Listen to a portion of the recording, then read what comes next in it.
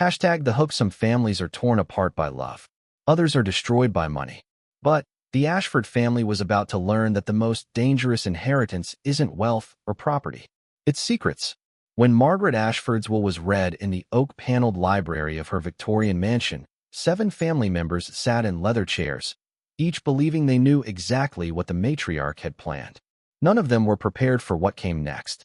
The lawyer's hands trembled as he opened the sealed envelope, and, in that moment, 20 years of buried truth began clawing its way to the surface. What happens when the person who held a family together was also the one keeping its darkest secret? What price do we pay when we discover that everything we believed about our own blood was built on lies? This is the story of the Ashfords, a story of inheritance, identity, and the devastating power of truth. The rain hammered against the windows of Ashford Manor with the kind of persistence that suggested it had nowhere better to be. Inside the library, 7 people sat in varying states of impatience, grief, and poorly concealed anticipation. Margaret Ashford had been dead for exactly 1 week, and her family had gathered like vultures circling something they believed was already theirs. Thomas Ashford, the eldest son at 53, sat nearest to the fireplace with his legs crossed, and his jaw set in that expression of entitled certainty he'd perfected over decades. His wife Linda perched beside him, her manicured nails drumming against the armrest in a rhythm that matched the rain. Across from them sat Claire, Margaret's only daughter, 48 years old, and wearing black that somehow made her look both mournful and fashionable. Her husband David had his hand on her knee, whether in comfort or restraint, no one could tell. Then there was James, the youngest Ashford child at 42, who'd flown in from California specifically for this reading. He kept checking his phone as if the stock market couldn't function without his constant supervision. His girlfriend Rachel, 20 years his junior, looked around the room with wide eyes, clearly overwhelmed by the old money atmosphere that hung in the air like expensive perfume. And, finally, there was Emma, 26 years old, Margaret's granddaughter through Claire, sitting slightly apart from everyone else as if she didn't quite belong. She'd been the one who'd found Margaret that morning, lying peacefully in her bed with her reading glasses still perched on her nose and a leather journal open on her lap. Emma had called the ambulance, held her grandmother's cold hand, and somehow kept herself together while everyone else fell apart or pretended to. Robert Chun, Margaret's lawyer for 37 years, sat behind the massive mahogany desk that had once belonged to Margaret's father. He was 71 years old, with silver hair and the kind of face that had seen enough family drama to fill several libraries. He cleared his throat, and the room fell silent except for the rain. "Thank you all for coming," he began, his voice carrying the weight of formality. "I know this has been a difficult week for the Ashford family. Margaret was a remarkable woman, and her loss is felt by many beyond this room." Thomas shifted in his seat. Yes, Robert. We all miss Mother terribly. But we're here now, so perhaps we could proceed with the reading." Robert's eyes flickered with something that might have been disapproval, but his voice remained neutral. "Of course, Thomas. Though I should warn you all that Margaret's final wishes are somewhat unconventional." "Unconventional how?"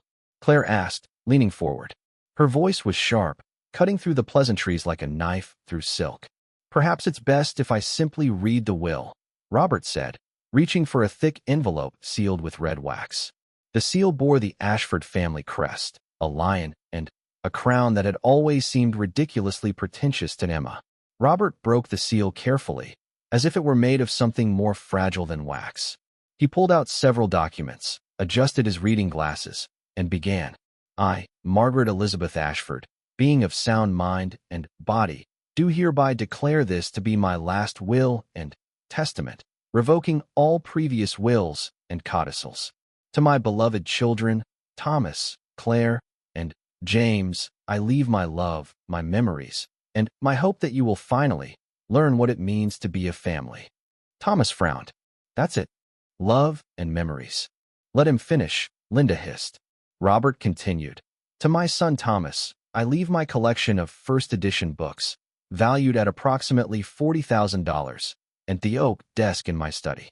May you find more truth in their pages than you ever sought in life." Thomas's face reddened, but he said nothing. To my daughter Claire, I leave my jewelry collection, excluding the diamond necklace I received on my wedding day, and the sum of $50,000. May you learn that some things cannot be bought, sold, or manipulated. Claire's mouth opened, then closed again. 50,000 was nothing compared to what the estate must be worth. To my son James, I leave my shares in Ashford Industries, currently valued at approximately $200,000. May you finally find the courage to build something of your own rather than riding on the work of others. James's face went pale. The shares were valuable, but they represented only a tiny fraction of Margaret's holdings. He'd been expecting much more. To my granddaughter Emma, I leave the remainder of my estate, including Ashford Manor, all remaining financial assets, my personal journals, and the contents of the safe deposit box at First National Bank, the key to which she will find in my jewelry box. The room erupted. This is absurd. Thomas was on his feet, his face now the color of a ripe tomato. Mother was clearly not of sound mind. Emma is 26 years old. She has no experience managing an estate like this. I object to this will, Claire said coldly. This is clearly the result of undue influence. Emma was living here, caring for Mother. She obviously manipulated a sick, elderly woman. Your mother was examined by 3 separate physicians in the month before her death, Robert said calmly. All confirmed that she was mentally competent. In fact, she anticipated your objections, which is why she took such extensive precautions. What precautions? James asked, though he looked more defeated than angry. Robert pulled out another document. Margaret was evaluated by Dr. Harrison Mitchell, Dr. Stephanie Young, and Dr. Robert Thornton. Each independently certified her mental capacity. Additionally, the will was witnessed by myself, my law partner Jennifer Walsh, and Father Patrick O'Connor from St. Mary's Church. All of us can testify that Margaret was clear, coherent, and absolutely certain of her wishes.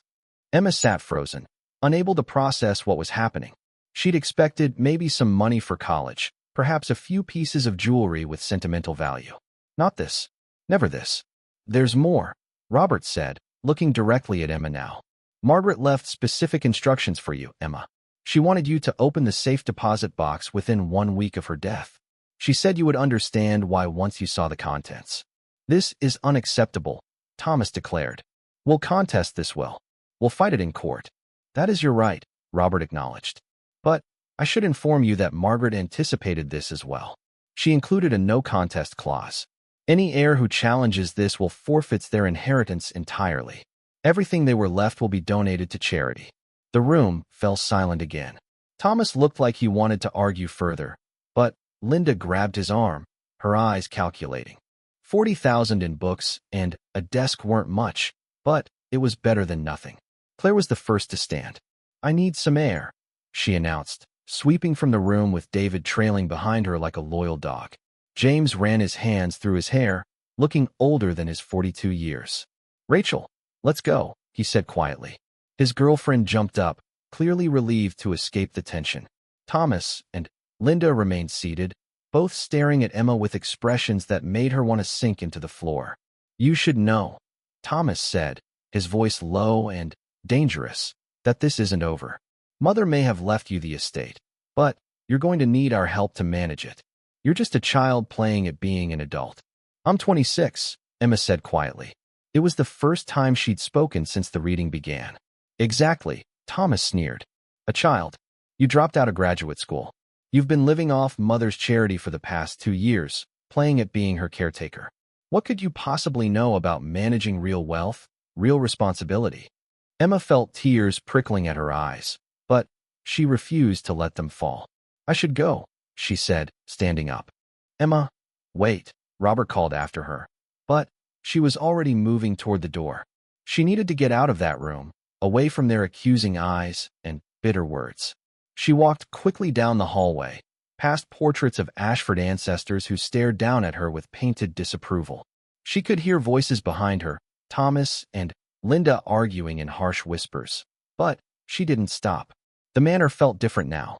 It had always been her grandmother's house, warm despite its size, filled with the smell of books and tea and Margaret's subtle perfume. Now it was her house, supposedly, and it felt cold, hostile, like a building that knew it had fallen into the wrong hands. Emma found herself in Margaret's bedroom without consciously deciding to go there. The room still smelled like her grandmother, that combination of lavender sachets and old paper. The bed had been made with military precision, the way Margaret had always insisted. Everything was exactly as it had been, except for the absence of the woman who had given it life. Emma walked to the dresser and opened the jewelry box, a carved wooden case that played a tinkling melody when lifted. Inside were rings and bracelets, pearls and pendants, all neatly organized. And there, nestled in a small velvet compartment, was a silver key. She picked it up, feeling its weight in her palm. It was warm, as if it had been waiting for her. A knock at the door made her jump. Robert stood in the doorway, his expression gentle. "I'm sorry about all that," he said. "Your uncles and your mother can be rather difficult when money is involved." "Why did she do it?" Emma asked. "Why would she leave everything to me? It doesn't make sense. I'm nobody. I haven't accomplished anything." Robert stepped into the room, closing the door behind him. "Your grandmother was one of the most intelligent, perceptive people I've ever known. She didn't do anything without a reason. But what reason could she possibly have?" "I think," Robert said carefully, "that the answer to that question is in the safe deposit box. She was very specific about the timeline. She wanted you to open it within a week." "Will you come with me?" Emma asked. "To the bank. If you'd like me to." "I would. I don't think I can face whatever's in there alone." Robert nodded. "Then, we'll go tomorrow. First thing in the morning." After he left, Emma sat on her grandmother's bed, holding the key and trying to understand what was happening. Outside, the rain had finally stopped, leaving behind a strange, heavy silence. Somewhere in the house, she could hear doors slamming as her family departed, no doubt already plotting their next move. She looked around the room one more time, at the books stacked on the nightstand, at the reading glasses sitting on top of them, at the journal that had been removed for the autopsy, and then carefully replaced. Emma picked up the journal, running her fingers over the worn leather cover. It was locked, a small brass clasp holding it shut. She tried the silver key from the jewelry box, but it didn't fit. This journal needed a different key, one she didn't have yet. Emma set it back down and walked to the window. The manor's grounds stretched out before her, dark gardens and ancient trees that had stood for generations. Somewhere out there in the darkness, a fox called out, its cry echoing through the empty night. She thought about what Thomas had said, about being a child playing at being an adult. Maybe he was right. She had dropped out of her master's program in art history when Margaret's health started declining. She'd told herself it was temporary, that she'd go back when her grandmother recovered. But Margaret hadn't recovered, and Emma had stayed, spending 2 years reading to her grandmother, playing chess with her, listening to stories about the old days when the Ashford family had meant something beyond money and property. Those 2 years had been the best of Emma's life, even knowing how they would end. Margaret had taught her things that no university ever could. How to read people. How to listen not just to words, but to the silence between them. How to find strength in gentleness and power in patience. But had she taught her how to manage an estate worth millions? How to stand up to family members who would see her destroyed before they'd see her succeed? How to open a safe deposit box that apparently contained the key to understanding all of this? Emma didn't know. All she knew was that tomorrow she would find out what her grandmother had wanted her to see. And whatever it was important enough that Margaret had restructured her entire will around it. She left the bedroom, turning off the light and closing the door gently behind her. The hallway was dark now, lit only by the moonlight streaming through the tall windows. Emma walked slowly back to her own room, the small guest bedroom on the 3rd floor that she'd occupied for the past 2 years. It was barely bigger than a closet compared to the other bedrooms in the manor, but Emma had always liked it. It felt safe, tucked away from the main living areas, with a window that looked out over the garden and the old oak tree where she used to read as a child during summer visits. She changed into her pajamas and climbed into bed, but sleep wouldn't come. Her mind kept replaying the scene in the library, the shock on everyone's faces, the fury in Thomas's eyes, the cold calculation in Claire's expression. These were her family, her blood, and they looked at her like she was an enemy. Maybe Margaret had known it would be this way. Maybe that's why she'd done it. But why choose Emma? Why not donate everything to charity and be done with it? Why put this burden on her granddaughter's shoulders? The questions spun through Emma's mind until exhaustion finally pulled her under. She dreamed of her grandmother, sitting in the library with that leather journal open in her lap, writing something with careful, precise strokes. In the dream, Margaret looked up and smiled. "You'll understand soon, darling," she said. "Everything will make sense soon." But when Emma tried to ask her what she meant, Margaret simply returned to her writing, and Emma couldn't make her voice work. She stood there mute and frustrated until the dream faded into darkness. She woke to sunlight streaming through her window and the sound of her phone ringing. It was Robert, calling to confirm their appointment at the bank. 10 o'clock, he said. "I'll meet you there." Emma showered and dressed carefully, choosing a simple black dress that felt appropriate for both morning and whatever confrontation might lie ahead. She went downstairs to find breakfast already laid out in the dining room, prepared by Mrs. Henderson, the cook who'd worked for Margaret for 20 years. "Good morning, dear," Mrs. Henderson said, her eyes red-rimmed from crying. "I made your favorites. Your grandmother always said breakfast was the most important meal when you were facing something difficult." Emma's throat tightened. "Thank you, Mrs. Henderson. I just want you to know," the older woman said, setting down a plate of scrambled eggs and toast, "that whatever happens, whatever anyone says, you were good to her. You made her happy in those last years. That matters more than all the money in the world." After Mrs. Henderson left, Emma tried to eat but could only manage a few bites. Her stomach was in knots. She kept thinking about the safe deposit box, wondering what could possibly be inside that was important enough to restructure an entire inheritance around. At 9:30, she drove to First National Bank in her grandmother's old Mercedes, a car that was now technically hers along with everything else. The bank was downtown, an imposing stone building that had been there since the 1920s. Robert was waiting outside, carrying his briefcase and wearing an expression of professional neutrality. "Ready?" he asked. Emma nodded, not trusting her voice. Inside, the bank manager, a thin man named Harold Peterson, greeted them with the kind of deference usually reserved for royalty. He'd clearly been informed about Margaret's death and the transfer of the estate. "Ms. Ashford," he said, shaking Emma's hand with just the right amount of sympathy and respect. "Please accept my condolences. Your grandmother was a valued client and a remarkable woman." "Thank you," Emma managed. "If you'll follow me, I'll take you to the vault." They walked through the bank's main floor, past tellers and customers conducting ordinary business, down a hallway, and through a heavy security door. The vault was cool and silent, lined with rows of safe deposit boxes in various sizes. Harold led them to box 237, one of the larger ones. "I'll need the key and your signature," he said, producing a card. Emma's hand trembled slightly as she signed her name and handed over the silver key. Harold inserted it along with his own master key, and the box slid open. "I'll give you privacy," he said, gesturing to a small private room off to the side. "Take all the time you need." Robert helped Emma carry the box to the room. It was heavier than she'd expected. They set it on the table, and Robert stepped back, giving her space. "Do you want me to wait outside?" he asked. Emma's fingers trembled as she broke the seal on the envelope.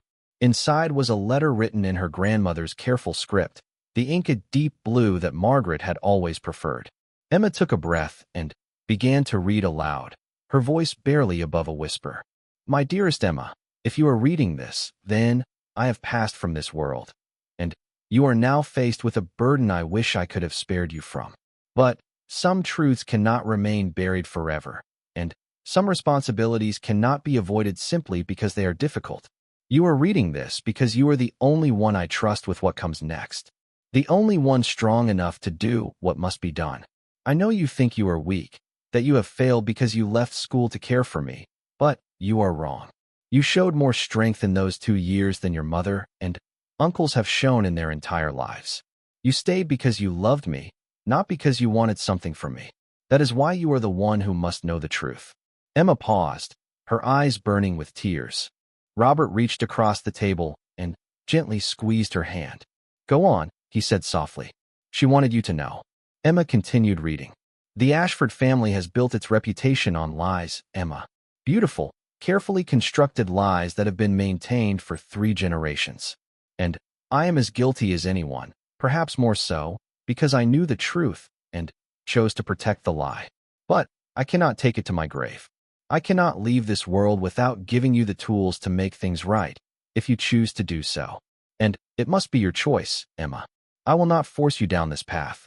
But I believe you deserve to know who you really are, and who the Ashfords really are. Emma felt her heartbeat quickening. Who she really was. What did that mean? In this box, you will find documents, photographs, and journals that tell the real story of our family. I suggest you start with the journal marked 1952, as that is where everything began.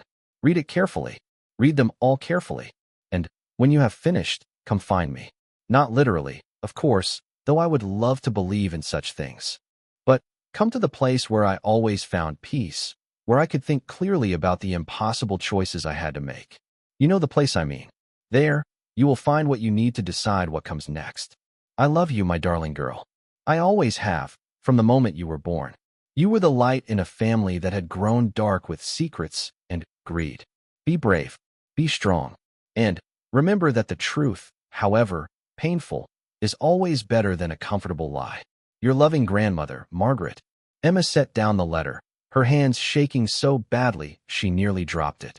She looked at Robert, who was watching her with an expression of deep concern. Did you know? She asked. Did you know what was in here? No, Robert said honestly. Margaret told me that the contents of this box would explain everything, but she never shared the details with me. She said it was family business, and I respected her privacy. Emma turned back to the box and carefully removed the documents and photographs, setting them aside until she found the journals. There were 7 of them, each marked with a year on the spine.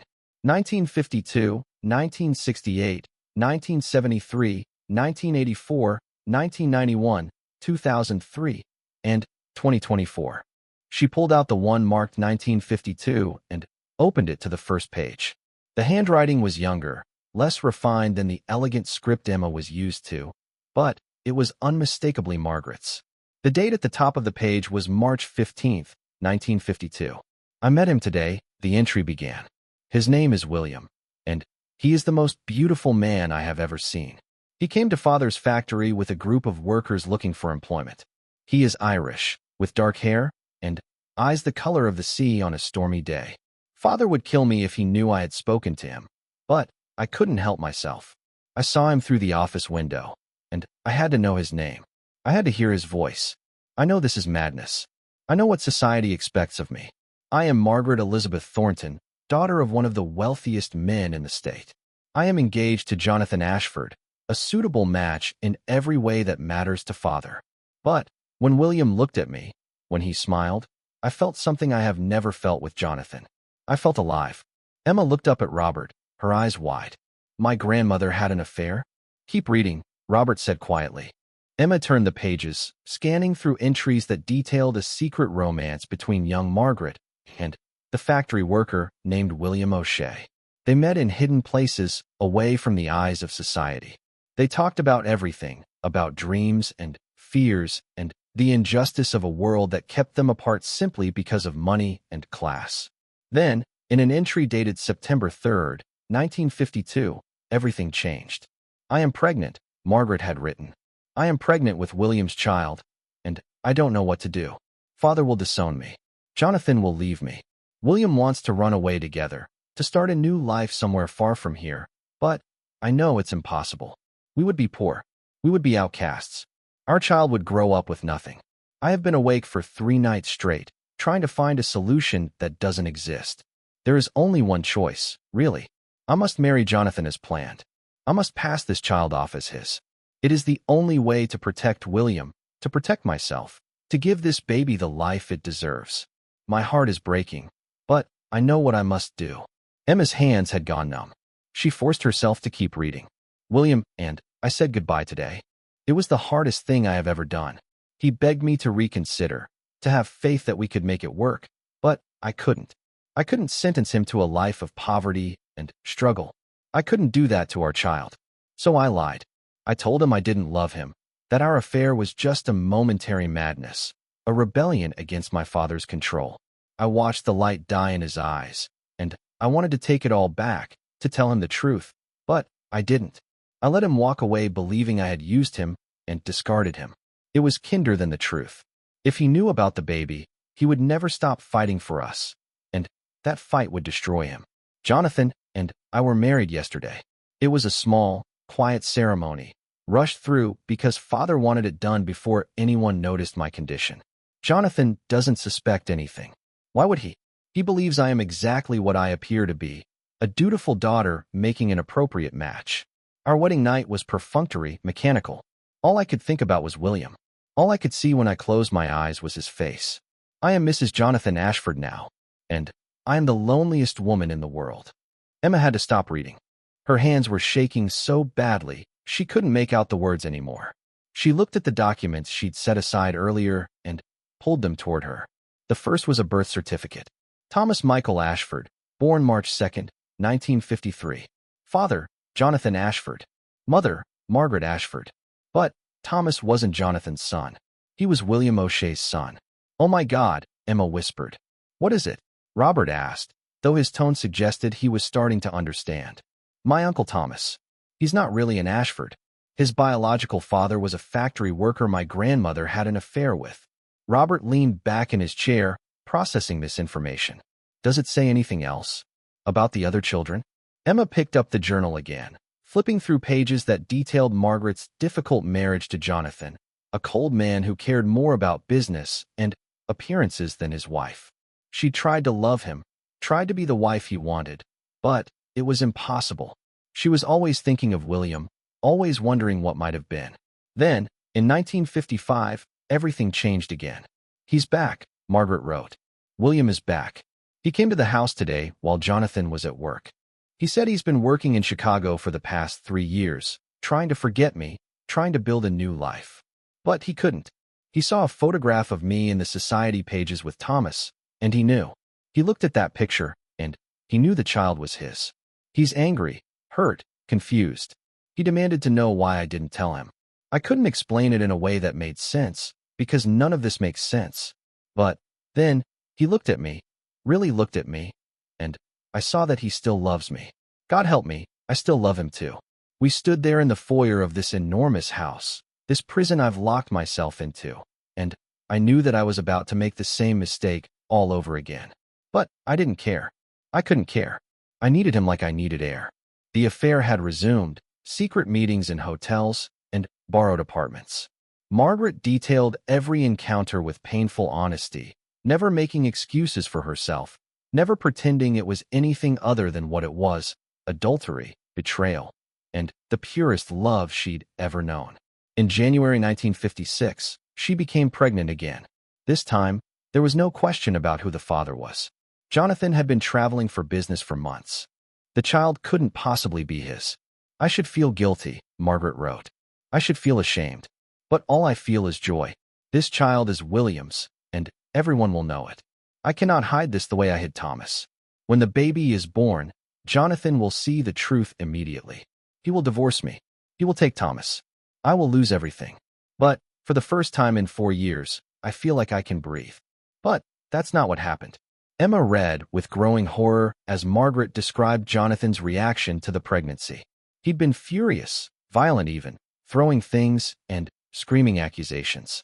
But then, once the rage had passed, he'd made a calculation. A divorce would be scandalous.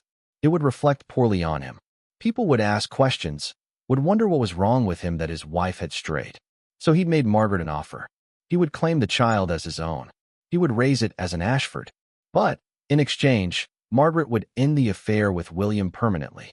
No contact, no letters, nothing. And she would sign over her personal fortune, inherited from her mother, to Jonathan's control. "He gave me 48 hours to decide," Margaret wrote. 48 hours to choose between the man I love and the life I've built, between honesty and security, between my heart and my children.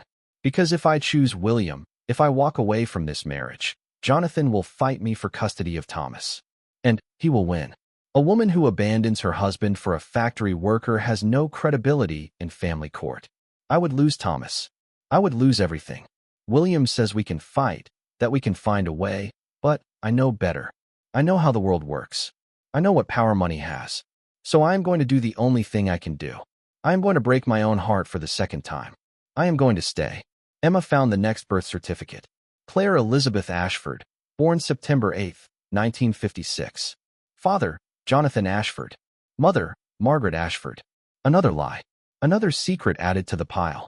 The journal entries after Claire's birth were dark, filled with depression and regret. Margaret described going through the motions of her life like an automaton, caring for her children, but feeling disconnected from everything. Jonathan kept his word about claiming Claire as his own, but he'd also grown cruel, using Margaret's affair as leverage to control every aspect of her life. Then, in 1968, another journal entry changed everything. Jonathan is dead, Margaret wrote. He had a heart attack at his office this afternoon. He was 53 years old. I should feel sad, or at least shocked, but all I feel is relief. Relief, and shame at feeling relieved. The doctor said it was quick, that he didn't suffer. Everyone is treating me like a grieving widow, but I am not grieving. I am free. For the first time in 16 years, I am free. But the freedom came with complications. Jonathan had left everything to Thomas, his eldest son and heir. The Ashford fortune, the business, the properties, everything would go to Thomas when he turned 25. Until then, it would be held in trust with Margaret as the trustee.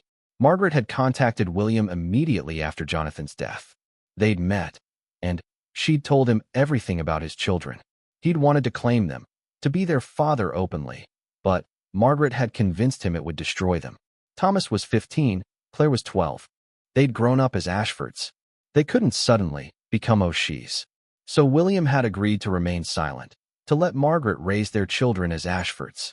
But he'd made her promise that someday, when the time was right, she would tell them the truth. That promise was never kept. Emma picked up the journal marked 1973. She was beginning to understand the scope of the deception now, the layers upon layers of lies that had built up over decades. This journal detailed Margaret's decision to have another child. James was born in 1974, and, according to the journal, he was different from the others. James is Jonathan's son, Margaret had written.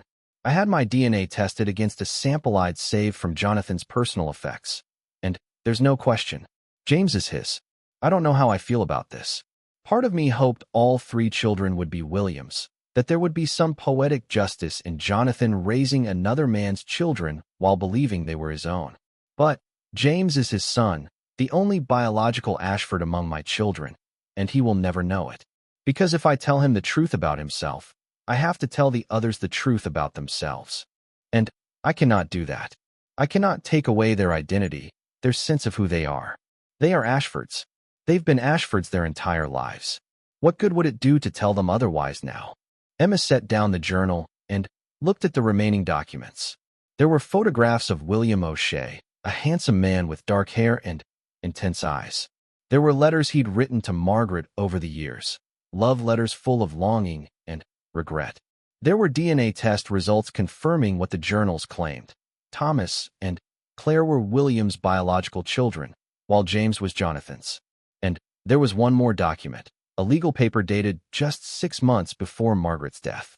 Emma read it carefully, her heart pounding. It was a contract signed by William O'Shea and Margaret Ashford.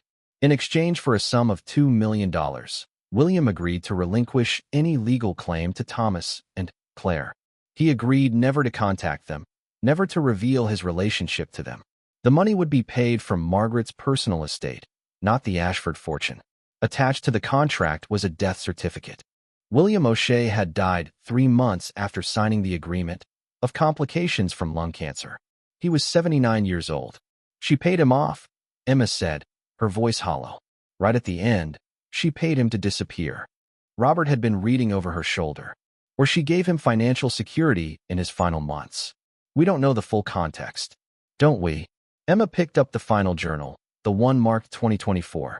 She opened it to the first page and read her grandmother's most recent words. I am dying, Margaret had written. The doctors give me 6 months, perhaps a year if I'm lucky. I have been thinking about William constantly, about the choices I made, about the secrets I've kept. He came to see me 3 months ago. He is dying too. Cancer. We sat in my bedroom like two old ghosts, talking about the past and the mistakes we made. He wanted to tell Thomas and Claire the truth before he died. He said they deserved to know, but I begged him not to. I begged him to let me handle it in my own way, in my own time. He agreed, but only if I promised to tell them eventually. I made that promise, though I knew even then that I would never keep it. How could I? How could I tell Thomas that his entire life has been built on a lie? That he is not Jonathan Ashford's son, not the rightful heir to the Ashford fortune?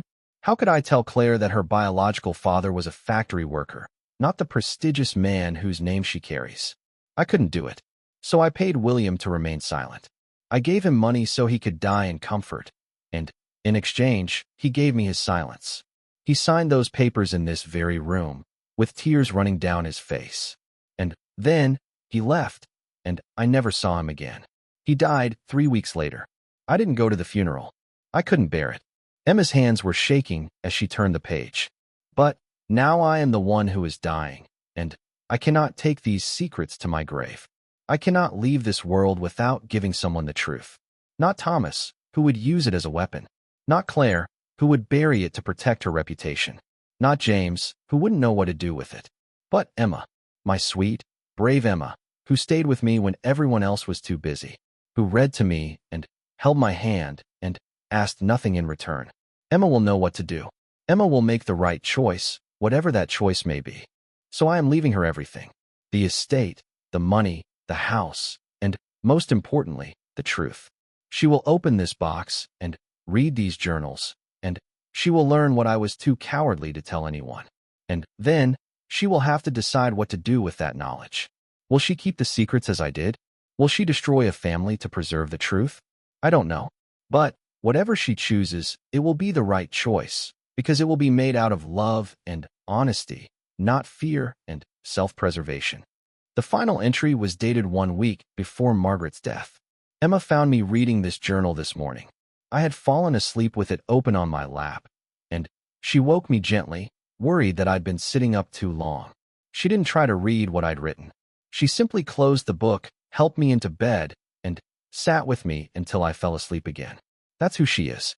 Respectful of boundaries, caring without being intrusive. When I am gone, she will read this and understand why I chose her. I only hope she can forgive me for the burden I'm placing on her shoulders. The truth is a heavy weight to carry, especially when it has the power to destroy the people you love. But I trust her to carry it with grace and wisdom. I trust her in a way I have never trusted anyone else. And if I am wrong, if this knowledge breaks her or corrupts her or turns her into something she's not, then I will have failed one last time.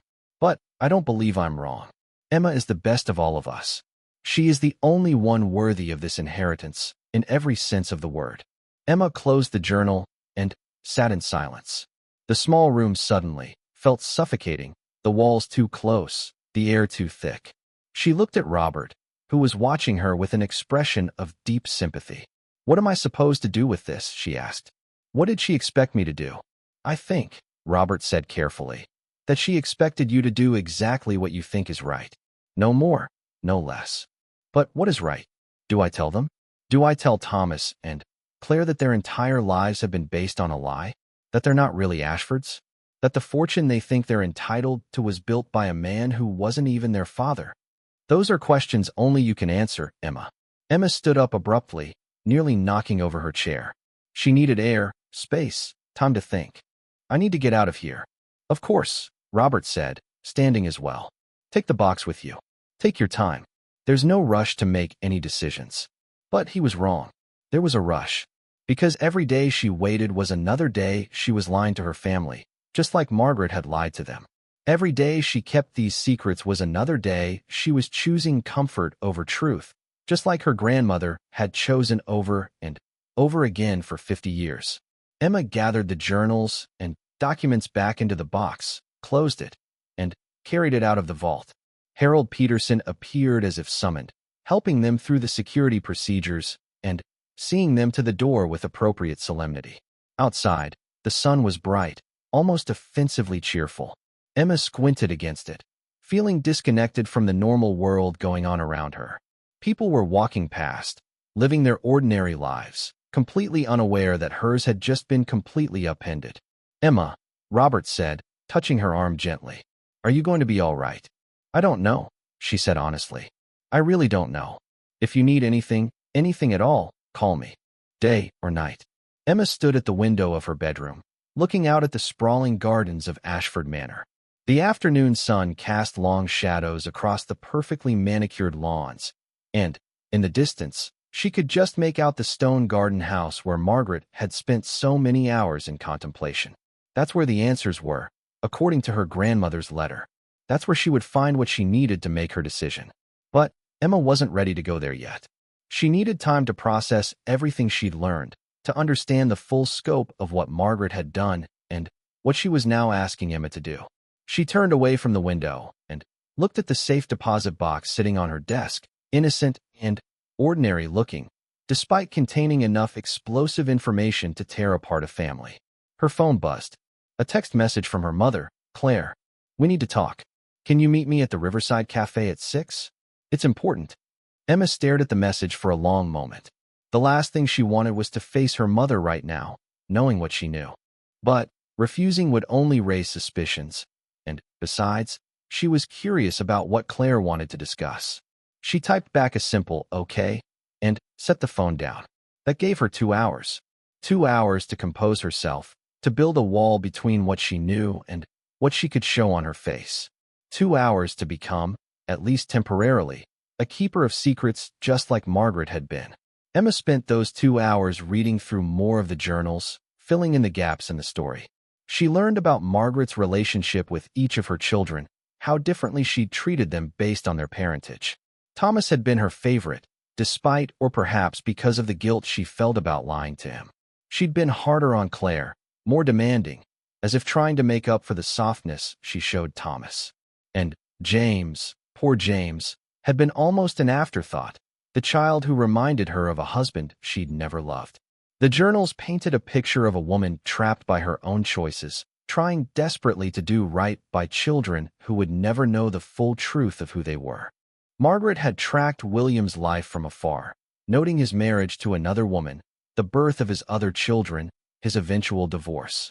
She'd sent him money over the years, anonymously, trying to ease the guilt of having kept his children from him. And William had let her. He'd taken the money and stayed away, loving his children from a distance, watching them grow into strangers who bore his features but not his name. Until the end, when dying and desperate, he tried one last time to claim them. And Margaret had paid him off, buying his silence with $2 million and the promise of a peaceful death. It was, Emma thought, one of the saddest stories she'd ever heard. Two people who loved each other, kept apart by circumstance and choice, sacrificing their happiness for children who would never appreciate the sacrifice because they would never know it had been made. At 5:30, Emma got ready to meet her mother. She chose her clothes carefully, a simple navy dress that was both respectful and unremarkable. She applied minimal makeup, just enough to hide the evidence of her earlier tears. She looked at herself in the mirror and practiced a neutral expression, the kind of face that revealed nothing. The Riverside Cafe was exactly what its name suggested, a trendy restaurant overlooking the river, the kind of place where deals were made and secrets were traded over expensive wine and artisanal cheese boards. Claire was already there when Emma arrived, sitting at a table by the window with a glass of white wine in front of her. "Emma, darling," Claire said, standing to air-kiss both of Emma's cheeks. "Thank you for coming. I know this has been a difficult week for all of us." "Of course, Mom," Emma said, sitting down across from her mother. A waiter appeared immediately, and Emma ordered water, knowing she needed to keep her head clear. Claire waited until the waiter had left before speaking again. "I want to apologize for how I reacted at the will reading. It was inappropriate, and I'm sorry. Your grandmother had every right to leave her estate to whomever she chose." Emma studied her mother's face, looking for sincerity and finding only calculation. "Thank you," she said carefully. "I appreciate that. The thing is," Claire continued, leaning forward slightly, "I'm worried about you. You're so young, and Managing an estate like Ashford Manor is a tremendous responsibility. All those properties, all those investments, all those employees depending on you for their livelihoods. It's a lot for anyone, let alone someone who's never had any business experience. I'm learning, Emma said. Of course you are, darling. But learning on the job when millions of dollars are at stake seems unnecessarily risky, don't you think? Claire took a sip of her wine, her eyes never leaving Emma's face. I've been thinking about a solution that might work for everyone. What if you put the estate into a trust? I could help you manage it, make the important decisions until you're more comfortable with everything. That way, you'd still own everything, technically, but you wouldn't have to carry the burden alone. There it was. The real reason for this meeting. Claire wanted control, just like Thomas did, just like all of them did. They saw Emma as a child playing dress-up in their mother's clothes, someone to be managed and controlled. That's very generous of you, Mom, Emma said, keeping her voice neutral. But I think I'd like to try managing things myself for a while. Grandma Margaret must have believed I could do it, or she wouldn't have left everything to me. Claire's smile tightened almost imperceptibly. Your grandmother was a wonderful woman, but she was also elderly and perhaps not thinking as clearly as she once did. I mean, leaving everything to you while giving the rest of us comparative scraps? It doesn't make sense, Emma. Unless what? Unless you influenced her somehow. I'm not saying you did it consciously or maliciously, but you were living with her, caring for her, spending all that time alone with her. It's only natural that she would become dependent on you, that she might make decisions based on emotion rather than logic. Emma felt a flash of anger so intense it took her breath away. Are you suggesting I manipulated Grandma Margaret? I'm suggesting that an elderly woman who was dying might not have been in the best frame of mind to make such significant decisions. And I think if you really loved her, if you really wanted to honor her memory, you would recognize that and do the right thing. The right thing being giving you control of her estate. The right thing being making sure the family is taken care of. All of the family, Emma. Not just you. Emma took a long drink of water, using the time to compose herself. If her mother only knew the truth, if she knew that she wasn't even an Ashford, that everything she thought she was entitled to was based on a lie her mother had maintained for 48 years. Would it change anything? Would Claire be humble enough to accept it? Or would she find some way to rationalize it? To maintain her sense of superiority? I'll think about it, Emma said finally, knowing she had no intention of doing anything of the sort. But, right now, I need time to grieve and to figure out what Grandma wanted me to do. Of course, Claire said, though her tone suggested she didn't believe Emma for a second. Take all the time you need. But, Emma, one more thing. Be careful. Thomas is furious about the will. He thinks it's a personal insult, a deliberate slight against him as the eldest child. He's talking about contesting it, no contest clause or not. He thinks he can prove undue influence. Robert said the will was ironclad. 3 doctors certified that Grandma was mentally competent. Doctors can be wrong. Medical evaluations can be challenged. And Thomas has resources, Emma. He has lawyers and connections and a lot of anger.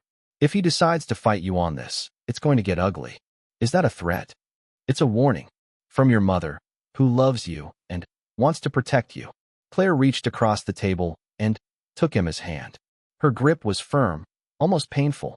Let me help you. Let me run interference with Thomas and James. Let me take care of the business side of things while you focus on healing. It's what your grandmother would have wanted. Emma pulled her hand away gently. I don't think you knew what Grandma wanted as well as you think you did. Something flickered in Claire's eyes, something cold and dangerous. What's that supposed to mean? Nothing, Emma said quickly. I just mean that Grandma was full of surprises. That will prove that. Claire studied her for a long moment, and Emma had the uncomfortable feeling that her mother could see right through her, could sense the secrets Emma was carrying. But then, Claire's expression smoothed into a practiced smile. Well, the offer stands. If you change your mind, if things become too overwhelming, I'm here. We're family, Emma. Whatever our differences, that hasn't changed. They finished their meal, making strained small talk about nothing important. Emma learned that her mother was planning a charity gala in Margaret's honor, that she'd been interviewed by the local news about her mother's legacy, that she was writing a memoir about growing up as Margaret Ashford's daughter. Everything was about image, about maintaining the carefully constructed facade of the perfect family. If only they knew, Emma thought. If only they knew how much of it was built on lies. She left the restaurant feeling drained and anxious. The conversation with Claire had confirmed what she'd already suspected. Her family would never accept her inheritance gracefully. They would scheme and manipulate and threaten until they got what they wanted. And they had no idea that Emma held in her hands the power to destroy everything they believed about themselves. When she got back to Ashford Manor, the sun was setting, painting the sky in shades of orange and pink. Emma stood in the driveway for a moment, looking at the house that was now supposedly hers. It was beautiful in the fading light, majestic even, but it felt like a museum, a monument to lies and secrets. She went inside and climbed the stairs to her room, where the safe deposit box waited like a ticking bomb. But instead of opening it again, Emma found herself drawn to the window, looking out at the garden house in the distance. "Come find me," Margaret had written. "Come to the place where I always found peace." It was time. Emma grabbed a flashlight and made her way through the darkening gardens. The path to the garden house wound through rose bushes and ornamental trees, past a fountain that had been there since the 1920s. She'd walked this path hundreds of times as a child, and then, again during the past 2 years, often carrying books to read to Margaret or bringing tea and cookies for their afternoon chats. The garden house was small, just one room with large windows on 3 sides and a stone fireplace on the 4th. Margaret had furnished it simply: a comfortable chair, a small table, bookshelves lining the walls. It was a place for thinking, for solitude, for wrestling with the impossible. Emma unlocked the door and stepped inside. The air smelled musty, like the place had been closed up for too long. She turned on the flashlight and looked around, unsure what she was searching for. Margaret's chair sat in its usual place, facing the window that overlooked the pond.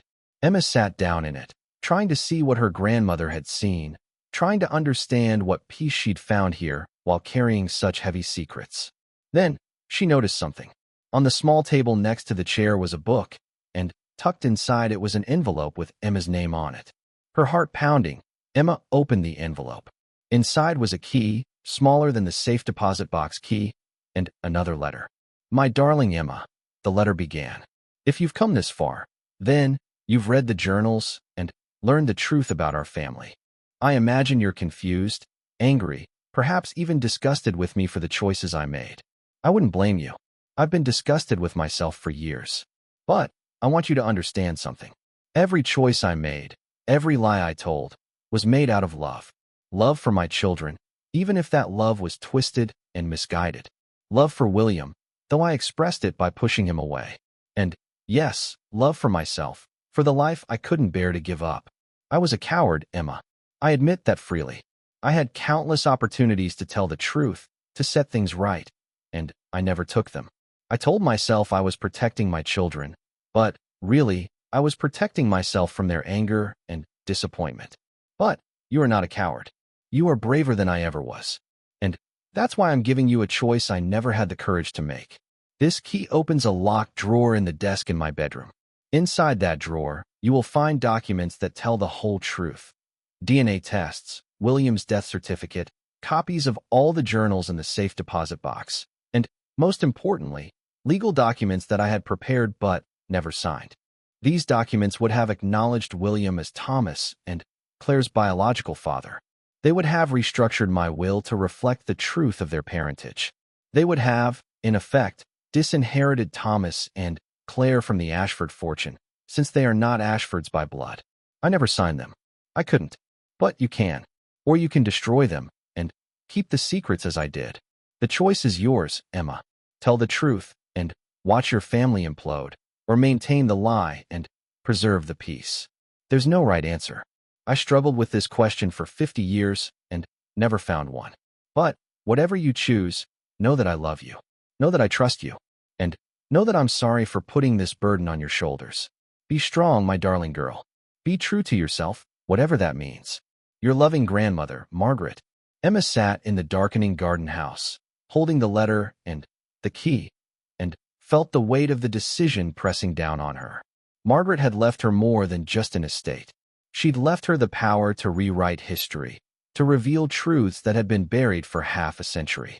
But with that power came terrible responsibility. If Emma told the truth, Thomas and Claire would lose everything. Their identity, their inheritance, their place in the world. They would learn that their entire lives had been built on a foundation of lies. It would destroy them. But if Emma kept the secret, she would be just like Margaret. She would be choosing comfort over truth, peace over honesty. She would be maintaining a lie that had already caused so much pain, so much regret. Emma thought about her conversation with Claire, about the veiled threats and manipulations. She thought about Thomas's anger at the will reading, his sense of entitlement to an inheritance that wasn't rightfully his. She thought about James, the only biological Ashford, who'd been left comparative scraps because Margaret felt he hadn't earned more. And she thought about William O'Shea, who died never knowing his children, who'd been paid off and silenced so that Margaret could maintain her comfortable lie. What would telling the truth accomplish? Would it bring William back? Would it undo the damage that had been done? Or would it simply spread the pain to a new generation, punishing Thomas and Claire for sins they hadn't committed? Emma stood up, tucking the key and let her into her pocket.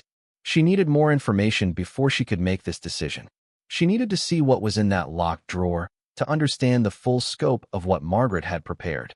The walk back to the house felt longer than usual, each step heavy with the weight of what she carried. The manor was dark except for a few lights Mrs. Henderson had left on. Emma made her way upstairs to Margaret's bedroom, the key burning in her pocket like a coal. The room still smelled like lavender. Everything was exactly as it had been, preserved like a museum. Emma went to the desk, a beautiful antique piece that had belonged to Margaret's grandmother. She tried the key in various drawers until she found the right one, a small drawer on the left side. Inside was a thick folder containing everything Margaret had described. DNA test results showing conclusively that Thomas and Claire shared no genetic material with Jonathan Ashford but matched William O'Shea's DNA. Letters from lawyers detailing options for restructuring the estate, and signed documents that would have acknowledged the truth and redistributed the inheritance accordingly. There was also a photograph Emma had never seen before. It showed a young Margaret and William, probably in their early 20s, standing together in front of what looked like a factory. They were smiling, their arms around each other, looking at the camera with the kind of joy that couldn't be faked. On the back, in Margaret's handwriting, was written, "Before everything changed. Before I chose safety over happiness.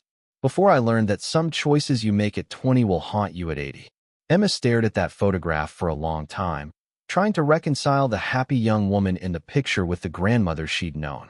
Had Margaret ever been truly happy after that moment? Or had she spent 50 years regretting the choice she'd made? And now Emma was faced with a similar choice. Not the same, exactly, but parallel. Tell the truth and cause pain, or keep the secret and maintain peace. Her phone buzzed. A text from an unknown number. "This is Thomas. We need to talk. Tomorrow, 10 a.m., at my office. Don't be late." Not a request. A command. Emma felt anger flare in her chest. Thomas, who wasn't even Jonathan Ashford's son, ordering her around like she was still a child who needed to obey her elders. Another text came through, this one from James. "Hey Emma, can we grab coffee sometime this week? I'd like to talk about Grandma and the estate. No pressure, just want to make sure you're doing okay." At least James was being civil about it. Emma texted back, "Sure, how about Wednesday at 2? His response came immediately, "Perfect. See you then." Emma gathered all the documents from the drawer and carried them to her room, adding them to the safe deposit box. She now had everything Margaret had left her, the truth, the power to reveal it, and the burden of deciding what to do with it. She lay in bed that night, unable to sleep, her mind spinning through scenarios. What if she told the truth?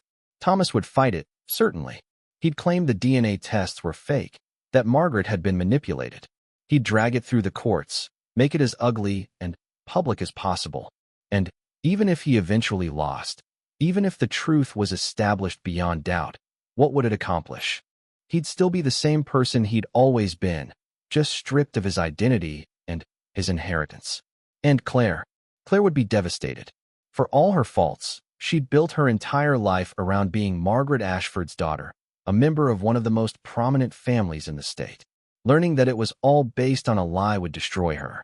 But was that Emma's responsibility? Was it her job to protect them from the truth? Or was hiding the truth just another form of manipulation, another way of playing God with other people's lives? Emma thought about what Margaret had written. There's no right answer. Maybe that was the real truth. Maybe there was no clear moral path forward, just a choice between different kinds of harm. She finally fell asleep around 3 in the morning, still no closer to a decision. She dreamed of her grandmother and William standing in the garden house, holding hands and looking at her with sad, understanding eyes. In the dream, they didn't speak, didn't offer guidance. They just watched, waiting to see what she would do. Emma woke at 8, groggy and emotionally exhausted.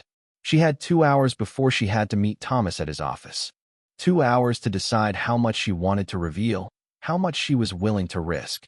She showered and dressed carefully, choosing a charcoal gray suit that made her look older, more professional. If Thomas wanted to treat this like a business meeting, she would show him she could play that game too. Thomas's office was downtown, on the top floor of a glass skyscraper that housed Ashford Industries. Emma had been there a few times as a child, when her grandfather was still alive. It had seemed impressive then, all that glass and steel and corporate power. Now it just seemed cold. The receptionist looked up as Emma entered, her expression professionally friendly. "Good morning. You must be Emma Ashford. Mr. Ashford is expecting you. Conference room B, down the hall to your left." Emma followed the directions and found Thomas waiting in a conference room with floor-to-ceiling windows overlooking the city. He was standing with his back to the door, hands clasped behind him, looking out at the view like a king surveying his kingdom. "Emma," he said without turning around. "Thank you for coming. You didn't really give me a choice." He turned then, and Emma was struck by how much he looked like the photograph of William O'Shea. Same dark hair, same intense eyes, same strong jawline. How had no one ever questioned it? How had Jonathan Ashford looked at this child and not seen immediately that he couldn't possibly be his son? But maybe he had known. Maybe that's why he'd been so cruel to Margaret, why he'd used her affair as leverage. Maybe the whole family had been built on lies and denial, everyone pretending not to see what was right in front of them. Emma felt her pulse quicken, but she kept her voice steady. 3 independent doctors evaluated her mental capacity. The will was witnessed by multiple people, all of whom can testify that she knew exactly what she was doing. If you contest it, you'll lose your inheritance entirely thanks to the no contest clause. Thomas leaned back in his chair, a cold smile playing at the corners of his mouth. "That's where you're wrong. The no contest clause only applies if the challenge is unsuccessful. My lawyers believe we have strong grounds to have the entire will declared invalid, which would mean the no contest clause is invalid as well. We'd go back to the previous will, where everything was divided equally among the children. But you'd spend years in court, spend a fortune on legal fees, put the family through a public spectacle." "True," Thomas acknowledged, "which is why I'm offering you an alternative. We settle this privately. You agree to put the estate into a trust managed by myself and Claire. You'll receive a generous annual allowance, say $500,000, which is more than enough for someone your age. In exchange, the family avoids a messy legal battle, and you avoid being exposed as the manipulative little opportunist you are." The insult landed like a slap. Emma felt heat rising in her cheeks, but she refused to look away. "And if I refuse? Then we go to war. And I promise you, Emma, you will lose. I have resources you can't imagine. I have connections in every courthouse in the state. I will drag your name through the mud. I will make sure everyone knows that you took advantage of a dying woman for money. By the time I'm done with you, you'll wish you'd taken my offer." Emma stood up, her hands trembling with rage. "This meeting is over. Sit down," Thomas commanded. "I'm not finished." "But I am." Emma walked toward the door, but Thomas moved quickly, blocking her path. He was a big man, 6 feet tall and solid, and up close Emma could see the fury in his eyes. "You think you can just walk away? You think you can steal my inheritance, and there won't be consequences?" "Your inheritance?" Emma laughed, a harsh sound that surprised even her. "You have no idea what you're talking about." "I know exactly what I'm talking about. I am Jonathan Ashford's eldest son. I am the rightful heir to the Ashford fortune. Not you. Never you. The words were out before Emma could stop them. You're not Jonathan Ashford's son at all. The silence that followed was absolute. Thomas stared at her, his face going pale. What did you say? Emma's mind raced. She'd revealed too much, said something she couldn't take back. But maybe it was better this way. Maybe the truth needed to come out. Consequences be damned. I said you're not Jonathan Ashford's son. You're not an Ashford at all. Thomas grabbed her arm, his grip painful. You're lying. Mother put you up to this, some sick game to turn me against my own father's memory. Let go of me, Emma said, her voice ice cold. He released her, but his face was twisted with rage and confusion. Explain. Now. Emma took a deep breath. She could still walk this back, could claim she'd misspoken in anger. But, looking at Thomas, at this man who'd threatened and bullied her, who felt entitled to an inheritance that had never been his, she found she didn't want to walk it back. Grandma Margaret left me more than just the estate. She left me the truth. Your biological father was a man named William O'Shea. He worked at your grandfather's factory. Margaret had an affair with him, got pregnant, and passed you off as Jonathan's son to avoid scandal. You're insane, Thomas said, but his voice lacked conviction. This is some elaborate scheme to justify stealing my inheritance. There are DNA tests, journals, photographs, legal documents. All of it locked in that safe deposit box Grandma told me to open. She documented everything, Thomas. Every lie, every secret, every moment of regret. And she left it all to me because she knew I would make the right choice about what to do with it. Thomas sank into a chair, his face ashen. No, this is impossible. I'm an Ashford. I've always been an Ashford. You've always believed you were an Ashford, Emma corrected. But belief doesn't make it true. Then why? Thomas looked up at her, and for the first time Emma saw something other than arrogance in his eyes. She saw fear. Why would she lie all these years? Why would she let me build my entire life on a false foundation? Because she was afraid. Because she thought she was protecting you. Because she made a choice when she was young, and then spent 50 years too cowardly to unmake it. Thomas ran his hands through his dark hair, the gesture achingly similar to one Emma had seen in photographs of William O'Shea. Does Claire know? No. You're the first person I've told. Claire too? She's not an Ashford either. No. Same father, William O'Shea. Only James is Jonathan's biological son, and Grandma left him almost nothing because she felt he hadn't earned it. Thomas laughed, a broken sound that held no humor. So the only real Ashford got scraps, and we imposters got what? What did we get, Emma? A lifetime of lies. Emma felt her anger draining away, replaced by a strange kind of pity. I'm sorry. I shouldn't have told you like this. I should have. Should have what? Found a gentle way to tell me my entire identity is a fiction? I don't think there is a gentle way to deliver that kind of news. Thomas stood up, walking back to the window. Do the others know? Linda? Your mother? No one knows except you and me. And Robert, Grandma's lawyer, though he doesn't know the details. So you could keep this secret. You could let everyone go on believing the lie. Yes. But you won't. You're going to tell them, aren't you? You're going to destroy us all. Emma thought about that question. An hour ago, she might have said no. She might have said she needed more time, needed to think about it, needed to find the right way to handle this impossible situation. But Thomas's threats had changed something. His arrogance, his sense of entitlement, his absolute certainty that he deserved everything simply because of a name that had never truly been his. I don't know what I'm going to do, Emma said honestly. But I do know that threatening me, trying to bully me into giving up what Grandma Margaret wanted me to have, that's not going to work. If you want to contest the will, go ahead. But know that I have evidence that would make that contest very interesting. Thomas turned to face her. You'd use this against me? Against your own family? You were going to drag my name through the mud and paint me as a manipulative opportunist. Why should I protect you when you clearly wouldn't protect me? Because we're family. Are we? Emma asked. Because it doesn't feel like it. It feels like we're strangers connected by nothing but a shared last name and a dead woman's money. Thomas was quiet for a long moment. When he spoke again, his voice was different, softer. What was he like? This William O'Shea. Emma thought about the journals, the photographs, the letters. He loved your mother. He loved you, and Claire. even though he never got to know you. He spent his whole life watching from a distance, sending money anonymously, hoping you were happy. He died 3 months ago of lung cancer. Grandma paid him $2 million to sign away any legal claim to you and to keep quiet about the truth. She paid him off, Thomas said bitterly. Of course she did. God forbid the truth should come out and ruin the precious Ashford reputation. She was trying to protect you. She was trying to protect herself. And she succeeded, didn't she? She took her secrets to the grave and left you to clean up the mess. Emma couldn't argue with that. It was true. Margaret had been a coward, and now Emma was left holding a bomb that would explode the moment she decided to throw it. What are you going to tell Linda? Emma asked. What are you going to tell your kids? Thomas had 3 children, all adults now, all proud of their Ashford heritage.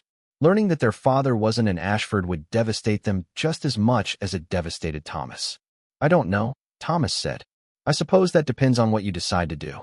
If you keep this quiet, if you let the lie continue, then I never have to tell them anything. But if you go public with this, if you use it to defend the will or to justify your inheritance, then everyone will know. My children, my wife, my colleagues, everyone I've ever known.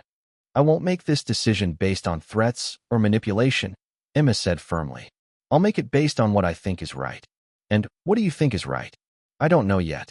Thomas nodded slowly. Then, I suppose we're both in limbo. You, trying to decide whether to destroy us. Me, trying to figure out who I am if I'm not who I thought I was. Emma moved toward the door again, and this time Thomas didn't stop her. But, as she reached for the handle, he spoke again. Emma, does the DNA evidence prove it conclusively? There's no doubt. No doubt. Grandma had it tested multiple times by different labs. You and Claire share no genetic markers with Jonathan Ashford. You match William O'Shea perfectly. I see. Thomas sat down heavily, suddenly, looking much older than his 53 years. I suppose I should thank you for telling me. Most people wouldn't have had the courage. Or the cruelty, Emma said quietly. Maybe. But I'd rather know the truth than live in ignorance. No matter how much it hurts. Emma left the office, her legs shaky. She made it to the elevator before the full weight of what she'd done hit her. She'd told Thomas. She'd revealed the secret that Margaret had kept for half a century. There was no taking it back now. The elevator doors opened, and Emma stepped inside, her mind reeling. She'd driven to the meeting thinking she still had a choice about what to do with the truth. But she'd made her choice in that conference room, in a moment of anger and spite. She'd weaponized the truth, used it to hurt Thomas the way he'd tried to hurt her. Was that what Margaret had wanted? Was that making the right choice? Emma drove home in a daze, not even remembering the route she took. When she pulled into the driveway at Ashford Manor, she saw her mother's car parked near the entrance. Her heart sank. She wasn't ready to face Claire yet, wasn't ready to decide whether to tell her what she'd just told Thomas. But Claire was already walking toward her, her expression unreadable. Emma, we need to talk. Now. Emma got out of the car, her exhaustion evident in every movement. Mom, this really isn't a good time. Thomas called me. He told me everything. Claire's voice was shaking. Is it true? Am I not really an Ashford? Emma closed her eyes. Of course Thomas had called Claire immediately. Of course he had. The secret was out now, spreading like wildfire through the family. Let's go inside, Emma said quietly. They went into the library, the same room where the will had been read just days earlier. It felt like a lifetime ago. Claire stood by the fireplace, her arms crossed tightly across her chest, her face pale. Tell me, she demanded. I want to hear it from you. Is what Thomas said true? Yes, Emma said, too tired to sugarcoat it. Grandma Margaret had an affair with a man named William O'Shea. You and Thomas are his biological children, not Jonathan's. Claire's legs seemed to give out. She sat down hard in one of the leather chairs, her carefully maintained composure cracking. How long have you known? I found out yesterday. Grandma left everything documented in a safe deposit box. DNA tests, journals, photographs, legal papers. All of it. And you were just going to keep it to yourself? Let us go on living a lie. I didn't know what to do. I still don't. You had no right, Claire said, her voice rising. You had no right to keep this from us. These are our lives, Emma. Our identities. Who gave you the authority to decide whether we should know the truth? Grandma Margaret did. She left the decision to me. Well, she was wrong. She was wrong about a lot of things, apparently. Claire stood up, pacing the room like a caged animal. My entire life has been a lie. Everything I believed about myself, about my family, about who I am, it's all false. You're still you, Emma said. Your DNA doesn't change who you are as a person, doesn't it? I'm Claire Ashford. That's who I've always been. That's how I've introduced myself, how I've built my career, how I've raised my daughter. And now you're telling me I'm not an Ashford at all. I'm the illegitimate child of some factory worker my mother had an affair with. William O'Shea wasn't some factory worker. He was a good man who loved Grandma and who wanted to be part of your life. She's the one who kept him away. To protect us, Claire said bitterly. That's what Thomas said. She did it to protect us. Well, I don't feel very protected right now, Emma. I feel exposed and humiliated and betrayed. Emma understood the feeling. She felt all those things too. I'm sorry. I know this is hard. Hard? This is devastating. Do you have any idea what this means? If this gets out, if people find out that I'm not really an Ashford, I'll be a laughingstock. All those charity boards I sit on, all those society events I organize, they only want me because of my name. Without the Ashford name, I'm nobody. That's not true. Yes, it is. And you know it. In this world, in our world, names matter. Bloodlines matter. And mine just got erased. Claire walked to the window, looking out at the gardens where Margaret had spent so many hours contemplating her secrets. I need to know everything. Show me the journals, the DNA tests, all of it. I want to see the proof with my own eyes. Are you sure? Of course I'm not sure. But I don't have a choice, do I? The truth is out now. I might as well face it head on. Emma went upstairs and retrieved the safe deposit box. When she came back down, Claire was sitting at Margaret's desk, her hands folded in front of her, her face a mask of forced composure. Emma set the box on the desk and opened it, showing Claire the contents. Her mother went through everything methodically, reading journal entries, studying DNA reports, examining photographs of William O'Shea with an expression that was equal parts fascination and horror. He looks like Thomas, Claire said finally, holding up one of the photographs. How did we never notice? How did no one ever question it? Maybe they did, and just didn't say anything. Maybe everyone was too polite or too afraid to point out the obvious. Claire set down the photograph and picked up one of the journals. She read silently for several minutes, her expression growing more and more anguished. When she finally spoke, her voice was barely a whisper. She loved him. She really loved him. Yes. And she loved us too. Enough to lie for 50 years, to sacrifice her own happiness, to pay him off so he wouldn't disrupt our lives. Claire looked up at Emma, tears streaming down her face. I don't know whether to hate her or pity her. Maybe both, Emma suggested gently. Claire wiped her eyes, smearing her mascara. She'd never looked less composed, less in control. What are you going to do with all this? Are you going to make it public? I don't know. Because if you do, if you use this to justify the will or to defend against Thomas's challenge, it will destroy us. Not just our reputations, but our relationships, our families, everything. My daughter will find out that her grandfather wasn't who she thought he was. Thomas's children will learn the same thing. And James, poor James, he'll learn that he was the only legitimate Ashford, and yet he got almost nothing because Mother had some twisted sense of fairness. I know. Then, don't do it. Keep the secret. Burn these documents, and let us go on living the lie. It's worked for 50 years. Why stop now? Emma thought about that. It would be easier, certainly. No public scandal, no family implosion, no having to watch her mother and uncle come to terms with the fact that their entire lives had been built on a false foundation. Just tuck the truth back in its box and pretend she'd never found it. But could she do that? Could she look her family in the eye every day, knowing what she knew, and say nothing? Could she let them continue to feel entitled to an inheritance that had never truly been theirs? I need time, Emma said. I need to think about this. You don't have time. Thomas is already talking to his lawyers about contesting the will. If he does that, if he forces this into court, you'll have to use this evidence to defend yourself. And once it's in the legal record, it's public. Everyone will know. Then, maybe Thomas shouldn't contest the will. Claire laughed harshly. You don't know him as well as you think. Thomas has built his entire identity around being the eldest Ashford son, the heir to the family fortune. Finding out he's not really an Ashford isn't going to make him back down. If anything, it's going to make him fight harder. He'll want to prove that he deserves the inheritance regardless of biology, that he's earned his place through loyalty and work. But he hasn't, Emma said. He's been living off the Ashford name his entire life.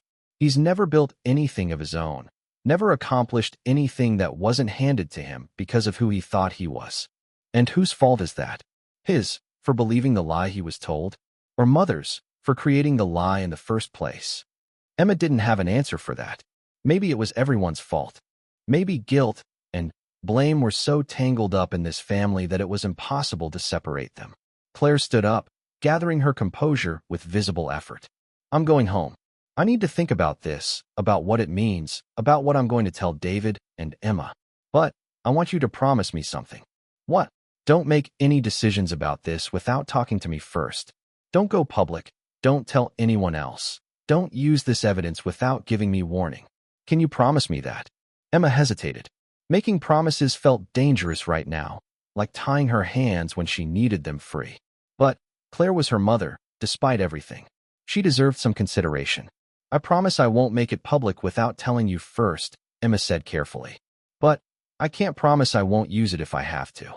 If Thomas forces this into court, I'm not going to roll over just to protect his feelings. Fair enough, Claire said quietly. She walked to the door, but paused before leaving. You know what the worst part is? I spent my whole life trying to live up to the Ashford name, trying to be worthy of it. And it was never mine to begin with. All that effort, all that pressure I put on myself, it was for nothing. It wasn't for nothing. You are who you are regardless of your last name. Easy for you to say. Your identity hasn't just been ripped away. After Claire left, Emma sat alone in the library, surrounded by the evidence of her family's lies. The afternoon sun slanted through the windows, illuminating dust motes floating in the air. Everything looked the same as it always had, but nothing would ever be the same again. Her phone buzzed with a text from James. Can we move our coffee to today? I really need to talk to you. Emma sighed. Word was spreading fast. She texted back, sure. Riverside Cafe in an hour. Thanks. See you then. Emma put the documents back in the safe deposit box and locked it, then carried it upstairs to hide in her closet. She needed to get it out of sight, needed to stop looking at the evidence of her grandmother's long deception. An hour later, she was sitting across from James at the Riverside Cafe, the same place where she'd met her mother just the day before.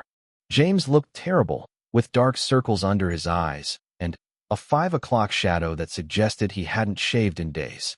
I'm guessing you know, Emma said without preamble. Thomas called me this morning. Told me everything.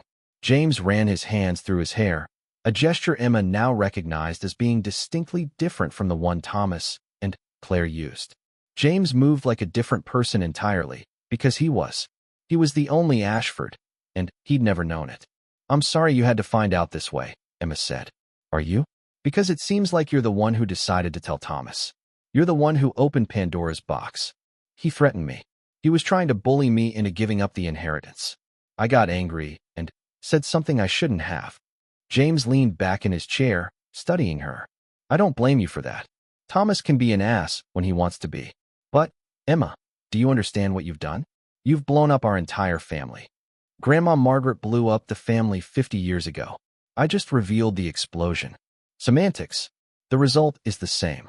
Thomas is having a breakdown. Claire is in denial. And me? James laughed bitterly.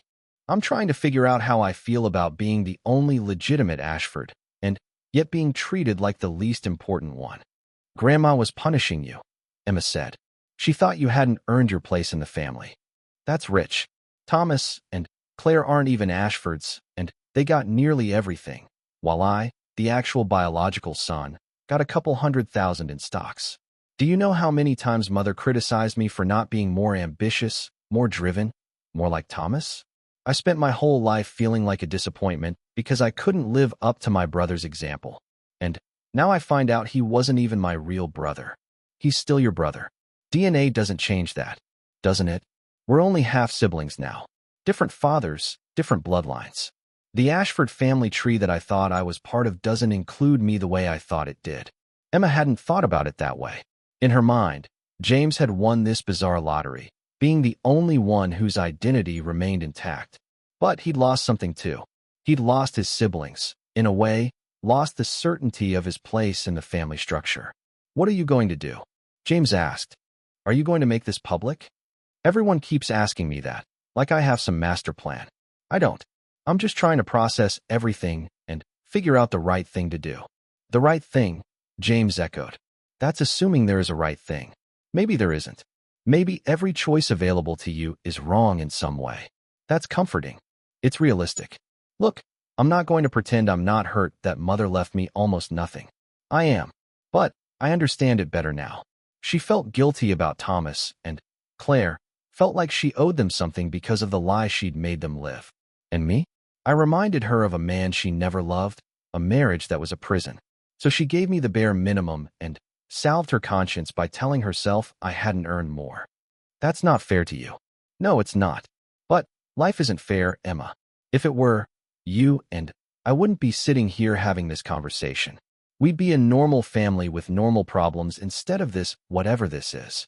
Emma's coffee sat untouched in front of her, growing cold. "I need your advice. If you were me, what would you do?" James thought about it for a long moment. "Honestly, I'd burn the evidence and keep the secret. Not because it's the right thing to do morally, but because telling the truth won't accomplish anything positive. It won't bring William O'Shea back. It won't erase the past 50 years.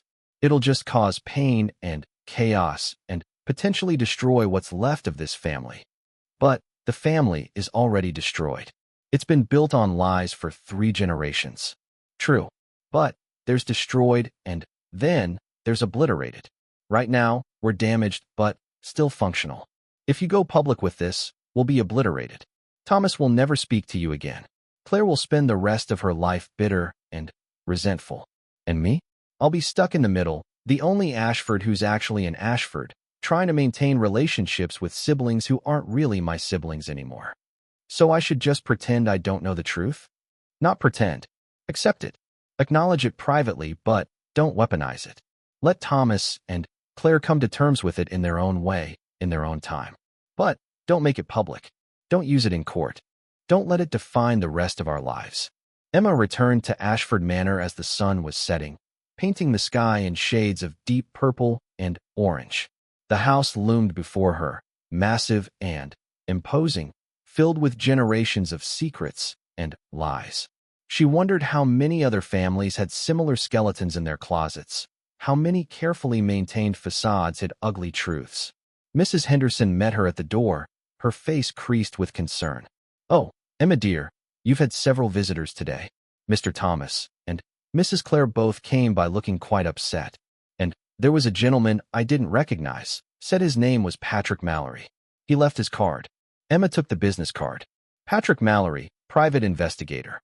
Her blood ran cold. "Did he say what he wanted?" "Just that he needed to speak with you about a confidential family matter. He seemed very persistent, but I told him you weren't available." Mrs. Henderson lowered her voice. "Is everything all right, dear? The family seems to be in quite a state." "Everything's fine," Emma lied. "Just some complications with the estate. Nothing to worry about." But as Mrs. Henderson returned to the kitchen, Emma stared at the investigator's card with growing dread. Someone had hired a private investigator. Thomas, probably, trying to dig up dirt to use against her in court. Or maybe trying to verify the truth about his parentage, looking for evidence to prove or disprove what Emma had told him. Emma went upstairs to her room and called the number on the card. Patrick Mallory answered on the second ring, his voice smooth and professional. "Ms. Ashford, thank you for calling. I was hoping we could meet to discuss a matter of significant importance to your family." "Who hired you?" Emma asked bluntly. "I'm not at liberty to say. Client confidentiality, you understand. But I can tell you that I've been investigating the Ashford family history, and I've uncovered some information that you might find interesting. Information about your grandmother and a man named William O'Shea." Emma's heart sank. "How did you find out about that?" "I'm a private investigator, Ms. Ashford. It's my job to find things out. The question is, what are you willing to do to keep this information private?" "Are you threatening me?" "Not at all. I'm simply offering you an opportunity. My client is willing to pay a substantial sum for certain documents and evidence related to your grandmother's past. If you cooperate, This information stays private. If you don't, he let the implication hang in the air. I'm not interested, Emma said firmly. And if you try to blackmail me, I'll go to the police. No blackmail, Ms. Ashford. Just a business proposition. But think carefully before you refuse. Once this information becomes public, and it will become public one way or another, the Ashford family reputation will be destroyed. Is that really what you want? Emma hung up without answering. Her hands were shaking. Someone in her family had hired an investigator to dig up dirt, and now that investigator was trying to use what he'd found as leverage. This was spiraling out of control faster than she'd imagined possible. She needed help. She needed someone she could trust, someone outside the family drama who could give her objective advice. She called Robert Chun. Emma, he answered warmly. How are you holding up? Not well. Can we meet? I need legal advice. Of course. My office, tomorrow morning at 9. Actually, can we meet somewhere more private? Away from offices and official places. There was a pause. Emma, what's going on? I'll explain when I see you. Please, Robert. I need someone I can trust. All right. There's a small park near my house, Riverside Park. Meet me there at 7 tomorrow morning. It should be quiet at that hour. Emma barely slept that night. She kept thinking about the investigator, about Thomas and Claire and their reactions to the truth, about the impossible choice Margaret had left her. Every scenario she ran through her mind ended badly. If she kept the secret, she'd be living a lie just like her grandmother had. If she revealed it, she'd destroy her family and probably her relationships with everyone she was related to. At 6:30 the next morning, Emma drove to Riverside Park. It was a cool morning, with fog rolling off the river and coating everything in a gray haze. Robert was already there, sitting on a bench with 2 cups of coffee from a nearby shop. I took a guess on how you like your coffee, he said, handing her a cup. Cream, no sugar. Perfect, thank you. Emma sat down beside him, wrapping her hands around the warm cup. I'm sorry for the cloak and dagger routine. Don't apologize. Just tell me what's happening. Emma took a deep breath and told him everything. About the journals and DNA tests, about telling Thomas the truth, about Claire's reaction and James's advice, about the private investigator and his thinly veiled blackmail attempt. She held nothing back, and, with each revelation, Robert's expression grew more grave. When she finished, he was quiet for a long moment, watching the fog slowly lift off the river. Margaret left you quite a burden, he said finally. She left me in an impossible situation. No matter what I do, someone gets hurt. That's often the nature of truth, especially when it's been hidden for a long time. The longer a lie persists, the more damage the truth does when it finally comes out. So you think I should have kept it secret? I didn't say that. I think Margaret was wrong to keep it secret for as long as she did. But I also understand why she made the choices she made. She was trying to protect her children, even if her protection ended up harming them in different ways. What should I do about the investigator? Robert's jaw tightened. Nothing. Don't engage with him. Don't pay him anything. Don't negotiate. If he tries to blackmail you, that's a crime. But my guess is that whoever hired him didn't authorize him to shake you down for money. He's probably freelancing, trying to make extra profit off the information he uncovered. You think Thomas hired him? Almost certainly. Thomas would want verification of what you told him. He'd want evidence he could use to challenge the will or to force you into a settlement. But I doubt he told his investigator to extort you. So I just ignore him. For now, if he contacts you again, let me know immediately. We may need to get law enforcement involved. Emma sipped her coffee, trying to organize her chaotic thoughts. Robert, what would you do if you were me? Would you keep the secret or tell the truth? I can't answer that for you, Emma. This isn't a legal question. It's a moral one, and everyone's moral compass points in a different direction. But you must have an opinion. Robert sighed. All right. My opinion, for whatever it's worth, is that the truth is already out. You've told Thomas, Claire knows, James knows. The secret is no longer a secret. It's only a matter of time before it spreads further. Linda will find out, David will find out, all the grandchildren will find out. You can't put this genie back in the bottle. So I should just accept that it's going to become public? I'm saying that trying to suppress it at this point would be like trying to hold back the tide. You can't control what Thomas and Claire do with this information. They might keep it quiet to protect their own reputations, or they might not. If Thomas decides to contest the will, this information could come out in court regardless of your wishes. Then, what's the point of trying to make the right decision? If it's going to come out anyway, what does it matter what I do? It matters because you have to live with yourself afterward. You need to make the choice that you can live with, regardless of the consequences. Emma watched a jogger run past, headphones in, completely absorbed in his own world. She envied that focus, that ability to tune out everything else. Margaret wrote in her journal that she wanted me to come to the garden house, that I'd find what I needed there to make my decision.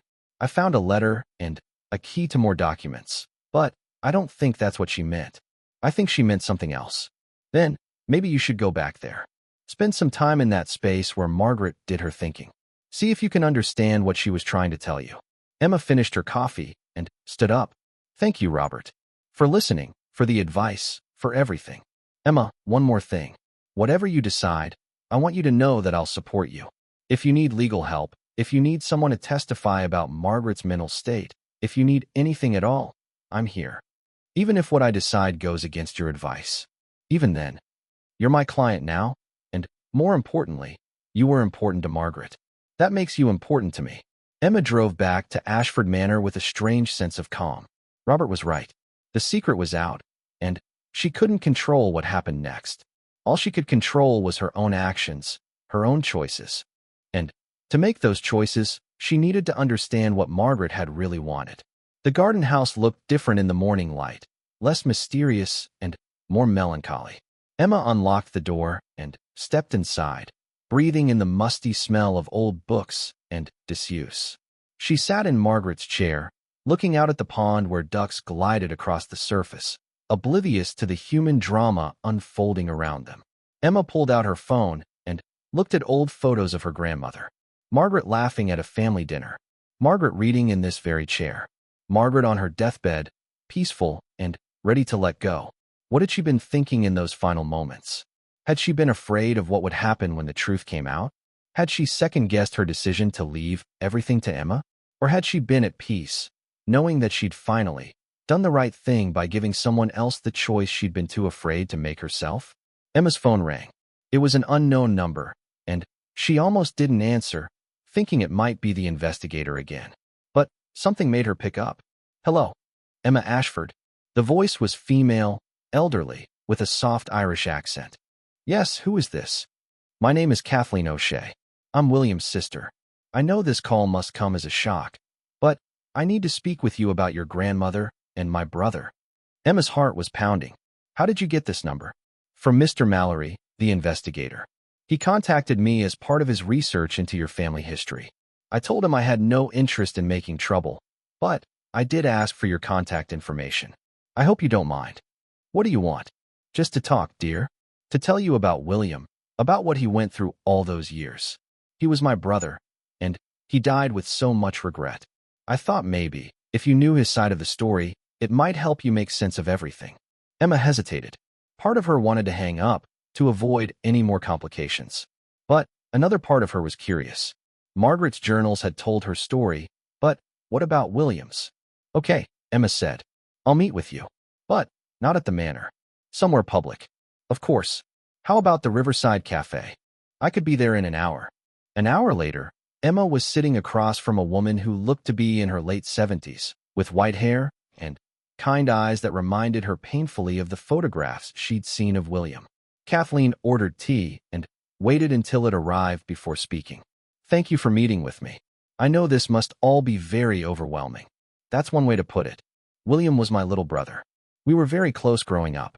When he came back from Chicago in 1955, heartbroken over Margaret, I was the one he confided in.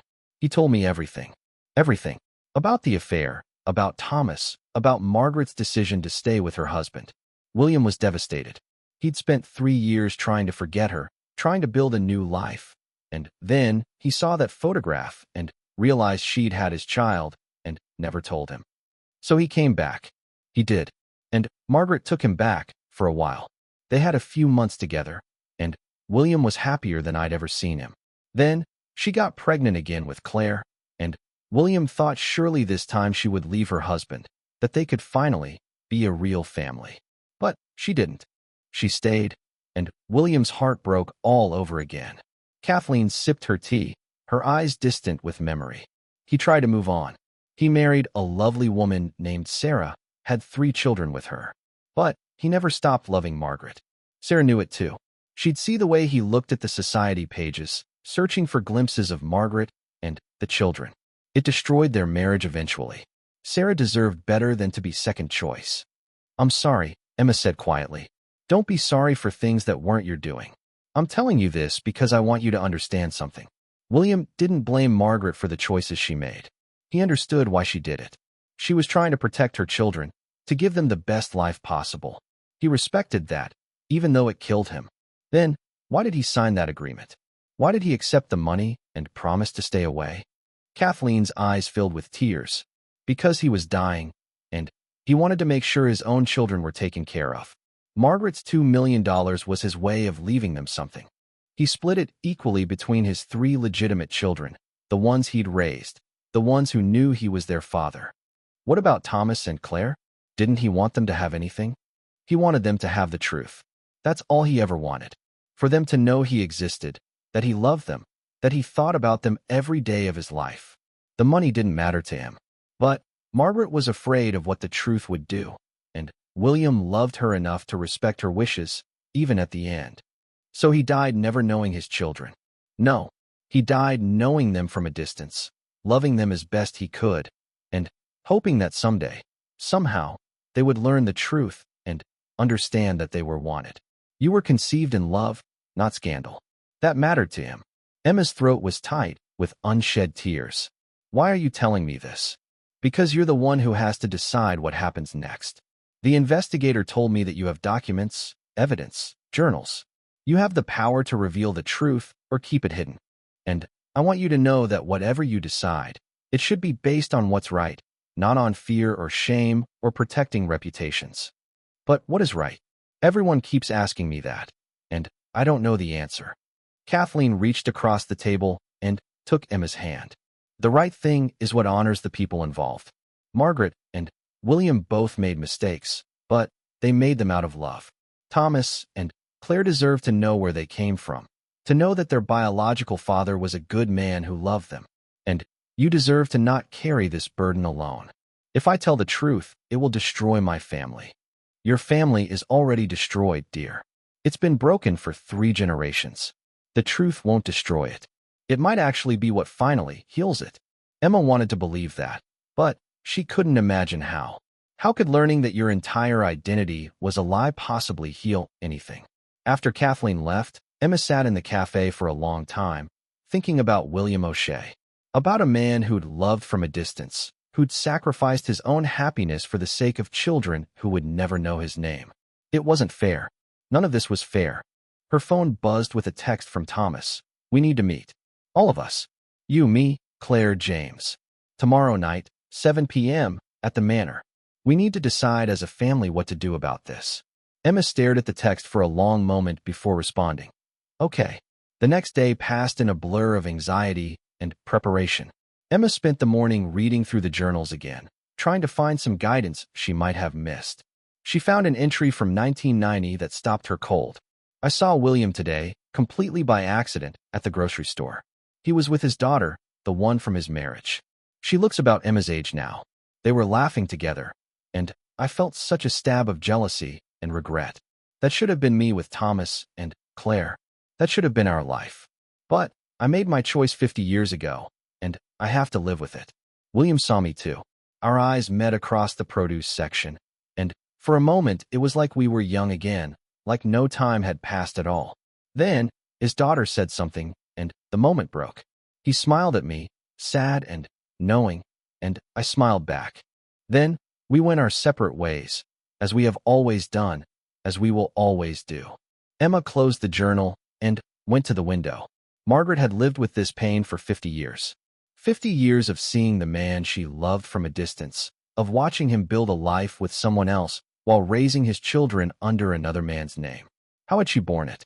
How had she gotten up every morning and put on the mask of the respectable widow, the doting mother, the pillar of society, when inside she was dying from the weight of her secrets? At 7 o'clock that evening, Thomas, Claire, and James arrived at Ashford Manor. They gathered in the library again, the site of so many family confrontations. Emma had set out drinks and snacks that no one touched. Thomas spoke first. We need to make some decisions about how to handle this situation. The investigator I hired has verified everything you told us, Emma. The DNA evidence is conclusive. Claire and I are not Jonathan Ashford's biological children. We prefer the term legitimate, Claire interjected coldly. We may not be Ashfords by blood, but we were raised as Ashfords. We have every legal and moral right to the name. That's debatable, James said. Legally, yes, you're Ashfords because Jonathan acknowledged you as his children. But morally? That's more complicated. Nothing about this is simple, Thomas said, running his hands through his hair in that gesture Emma now recognized as coming from William. But we need to figure out how to move forward. Fighting among ourselves accomplishes nothing. I agree, Emma said, which is why I think we need to tell the truth. Not publicly, not in court, but to the family, to your spouses, your children, everyone who deserves to know. Absolutely not, Claire said immediately.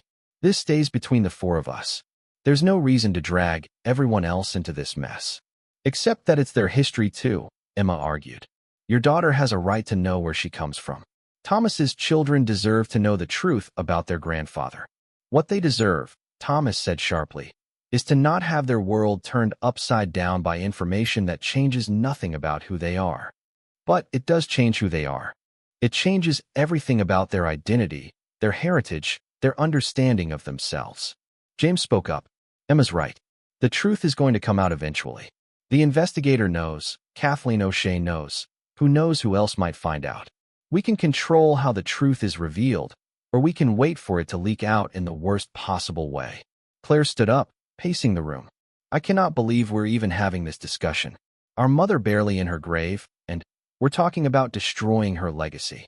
Her legacy was built on lies, Emma said gently. Maybe it's time to build something real instead. Easy for you to say. You're the one who benefited from all of this. You got the inheritance, the house, everything. Meanwhile, we're left with nothing but the knowledge that our entire lives have been a fraud. That's not fair, Emma protested. I didn't ask for any of this. No, but you're certainly not fighting very hard to give it up, are you? The accusation hung in the air. Emma felt her face flush with anger and shame. Was Claire right? Was she using the truth as a way to justify keeping the inheritance? Or did she genuinely believe that honesty was the right path forward? Thomas held up his hand. Let's everyone calm down. Fighting with each other accomplishes nothing. Claire, Emma isn't our enemy here. Mother is, or would be if she were still alive. Don't talk about Mother like that, Claire said, but her voice lacked conviction. Why not? She lied to us our entire lives. She let us build our identities on a false foundation. She chose her own comfort over our right to know the truth. I'm angry at her, Claire. And you should be too. I am, Claire admitted, sinking back into her chair. I'm furious with her. But I'm also scared. Scared of what happens if this gets out. Scared of what people will think. Scared of losing everything I've worked for. You won't lose everything, James said. You're still you. Your accomplishments are still yours. Your reputation is based on what you've done, not who your biological father was. You don't understand. In our world, bloodlines matter. Heritage matters. Being an Ashford opened doors for me that would have stayed closed otherwise.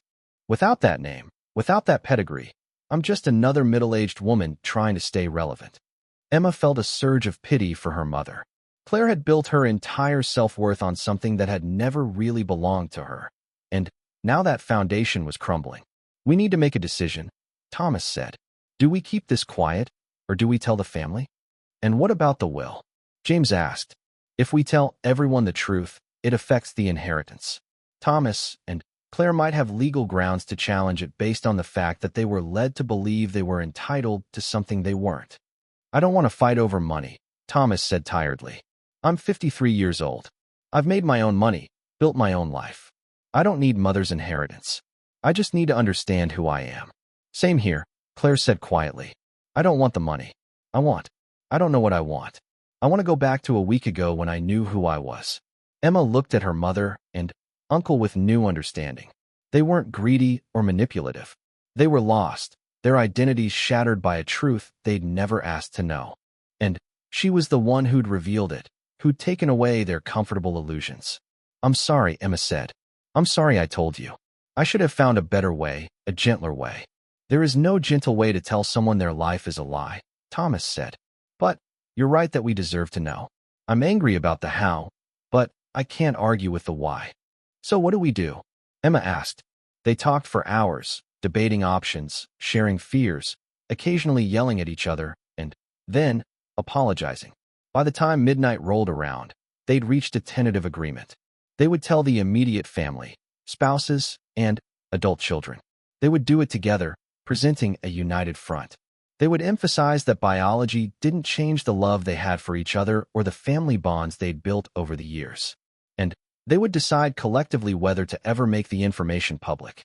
As for the inheritance, they would let it stand. Emma would keep the estate, but she would create a trust fund for her mother and uncles, ensuring they were financially secure. It wasn't about the money anymore.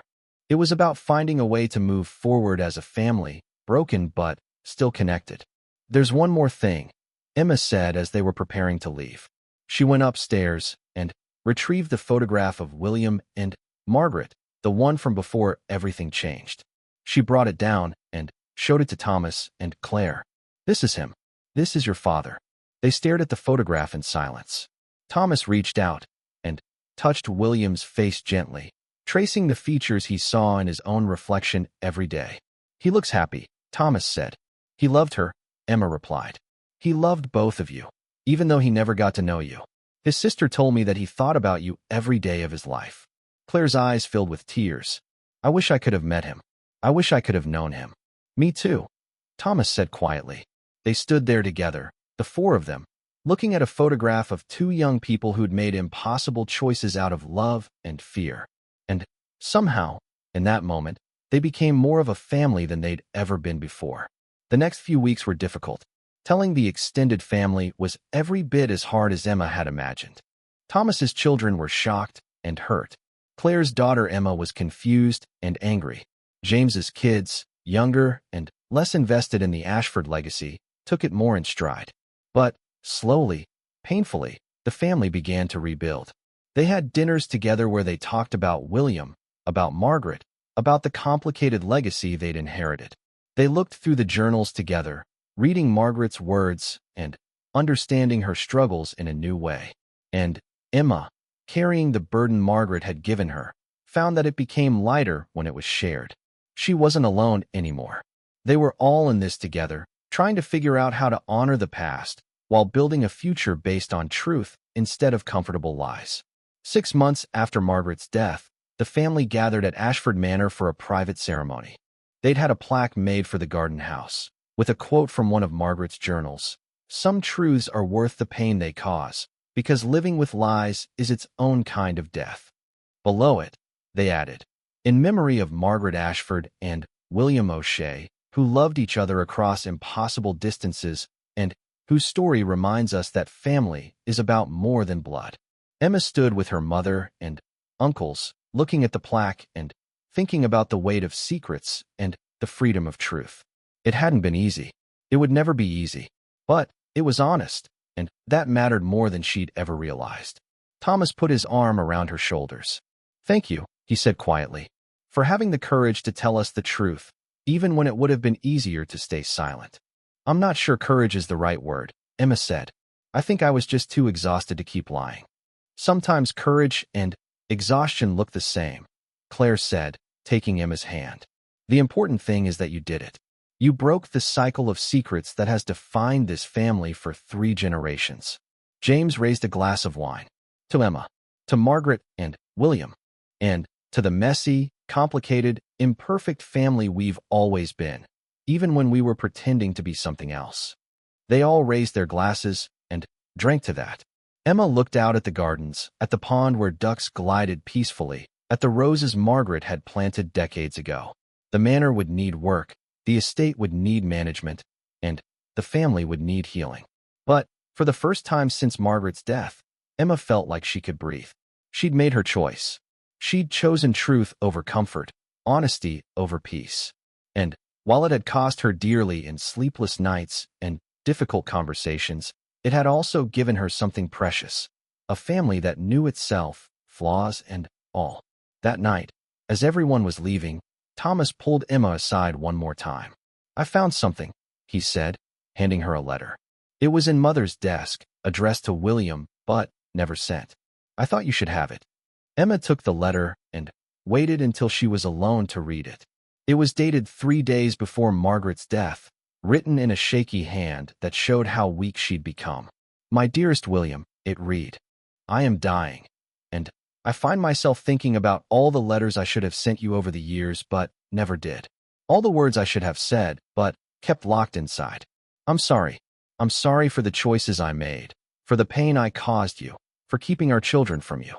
I told myself I was protecting them, but really I was protecting myself from their judgment and disappointment. You deserved better than the scraps of love I could give you. Our children deserved better than a mother who was too cowardly to claim the man she loved. I'm leaving Emma everything because she's the only one brave enough to tell the truth I couldn't tell. She'll show Thomas and Claire who you were, and maybe they'll understand that being loved by you was worth more than being in Ashford. I hope that wherever you are now, you've found peace. I hope you can forgive me. I hope that when I close my eyes for the last time, I'll open them and find you waiting, and we can finally be together the way we should have been all along. With love always, Margaret." Emma folded the letter carefully and put it in her pocket. Tomorrow she would add it to the archive they were building, the collection of documents and photographs and journals that told the real story of the Ashford family. But tonight, she would keep it close, a reminder that love and regret often walk hand in hand, and that the choices we make echo through generations. She looked up at the manor one last time before going inside. It was her home now, truly hers, earned not through lies and manipulation but through the hard work of facing truth. And that made all the difference. Emma wanted to take his advice. It would be so much easier to lock the box away and never open it again. But she kept thinking about Margaret, about how keeping secrets had eaten away at her for 50 years, about how she died with regrets instead of peace. "I'll think about it," Emma said finally. "That's all I ask." James stood up, leaving money on the table for both their coffees. "And Emma, for what it's worth, I think Mother made the right choice leaving everything to you. You're the only one of us who actually cared about her for herself, and not for what she could give you. That matters." After James left, Emma sat in the cafe for another hour, watching people come and go, living their normal lives with their normal problems. She envied them. She wished she could trade places with any one of them, could escape the burden of this impossible knowledge. "Sit down," Thomas said, gesturing to the conference table. "We have a lot to discuss." Emma sat, keeping her expression neutral. Thomas sat across from her, steepling his fingers in a gesture she recognized from countless business meetings she'd sat in on with her grandmother. "I'm going to be direct, Emma, because I think we've both wasted enough time on pleasantries. Mother's will is unacceptable. You're 26 years old with no business experience, no management skills, and no understanding of what it takes to maintain a family legacy like the Ashfords. Leaving you in control of the estate is irresponsible at best, malicious at worst." Emma met his gaze steadily. Grandma Margaret disagreed. "Mother was dying and not thinking clearly. I've consulted with several lawyers, and we all agree that there are grounds to contest the will based on diminished mental capacity and undue influence." Emma nodded, unable to speak past the lump in her throat. She got into the Mercedes, set the box carefully on the passenger seat, and drove back to Ashford Manor in a daze. Her mind kept circling back to Margaret's final words, "Come find me. Come to the place where I always found peace." Emma knew exactly where that was. The garden house, a small stone structure at the edge of the property, surrounded by roses and overlooking a pond. Margaret had spent hours there, reading and thinking, and Emma now understood, wrestling with her impossible secrets. She parked the car and carried the box inside, taking it straight to her room and locking the door behind her. Then she sat on her bed and let herself cry for the first time since Margaret's death. She cried for her grandmother, trapped in a loveless marriage and carrying secrets that must have been crushing. She cried for William O'Shea, who'd loved Margaret his entire life and died never knowing his children. She cried for Thomas and Claire, who would have their entire world destroyed if they knew the truth. And she cried for herself, for the impossible choice she now had to make. When the tears finally stopped, Emma washed her face and changed into comfortable clothes. It was 3 in the afternoon. The house was quiet, Mrs. Henderson having left for the day. Emma was alone with her secrets and her impossible decision. Emma shook her head. No. Stay, please. She lifted the lid. Inside were several items. On top was a letter, sealed in an envelope with Emma's name written in Margaret's elegant handwriting. Beneath that were bundles of documents, what looked like photographs, and several leather-bound journals similar to the one that had been on Margaret's nightstand when she died. Emma picked up the letter with shaking hands.